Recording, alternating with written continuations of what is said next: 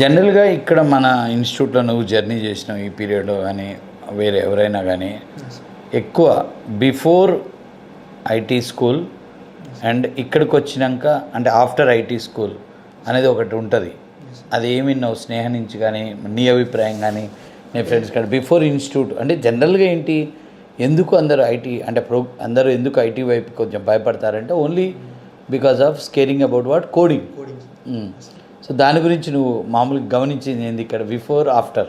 అంటే నాకు ఇక్కడ రాకుండా ముందైతే కోడింగ్లో అసలు C# అనేది ఒకటి ఉంటుంది. అండ్ నాట్ ఓన్లీ యూ, నువ్వనే కాదు, ఇన్ జనరల్గా స్నేహ కావచ్చు, ఆమె నువ్వు కావచ్చు, నీ ఫ్రెండ్స్ కావచ్చు, వీళ్ళందరి అభిప్రాయం ఏంటి అసలు before coding after coding, before IT school after IT school? Before అయితే ఖచ్చితంగా ఈ కోడింగ్ అంటే ఒక భయం ఉంటుంది. అవును, అంటే అదో పెద్ద ఒక బ్రహ్మ విద్యలో ఉంటుంది సార్. అవును, కష్టం. ఐటీ స్కూల్ తర్వాత ఇది నిజంగానే బ్రహ్మ విద్య, కానీ అది నేర్చుకునే విధానం పద్ధతి, అవును, ద వే వి లెర్న్. అక్కడ చాలామంది చెప్తారు కదా మామూలుగా అంటే కోడింగ్ ఇక రాముందు నేను చేయలేకపోయాను, భయపడ్డాను, బట్ ఇక్కడ వచ్చినాక నేను ఐఎమ్ రైటింగ్ ప్రోగ్రామింగ్. సో నీలో ఇలా అంటే నీలో ఆ అంటే మొత్తం ఈ జర్నీ ఎన్ని రోజులు నడిచింది నీది మొత్తం? 10 months జరిగింది. ఓకే, అండ్ ఎన్ని రోజులు నువ్వు అంటే లీవ్ పెట్టావా ఏమన్నా?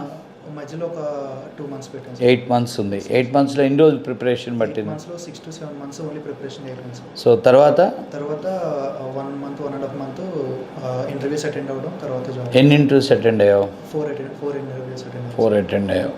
సో 4th ఇంటర్వ్యూలో జాబ్ వచ్చింది. సో దానికి ముందు అంటే regarding your job will discuss later. Before that ఇక్కడ నువ్వు నేర్చుకునేటప్పుడు అంటే ఫార్మా బ్యాక్గ్రౌండ్ నుంచి వచ్చి నువ్వు బిగినింగ్లో కోర్సు స్టార్టింగ్లో నువ్వు నేర్చుకుంటున్న .NET కోడింగ్ కదా, .NET కష్టం. నేను చాలామంది నన్ను అప్రోచ్ అయినప్పుడు ఏదో అడుగుతారు, అంటే లేదు .NET కోడింగ్ నా వల్ల కాదు, మేము రావని చెప్తారు. లేదు, నేను కోడింగ్ నేర్పుతా, మీరు నేర్చుకుంటారు, నేర్పేవాడు సరైనవాడు ఉంటే ఏదైనా నేర్చుకోవచ్చు అని చెప్తుంటాను. సో అట్లా నీకు బిగినింగ్లో కోడింగ్ విషయంలో అంటే కోడింగ్ నేర్చుకునే కాడ ఏమైనా ఇబ్బంది అయిందా?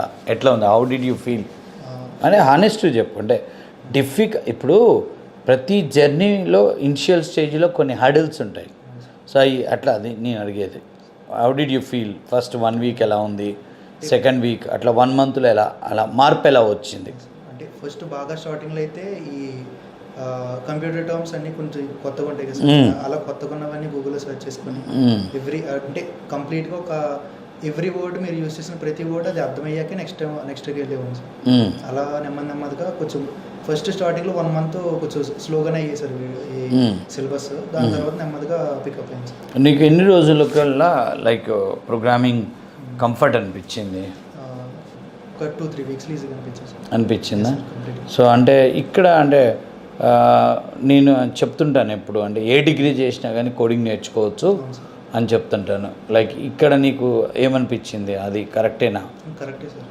ఎందుకంటే అసలు ఇక్కడ అంటే డిగ్రీతో సంబంధం లేకుండా ఎక్స్ప్లెనేషన్ ఉంటుంది సార్.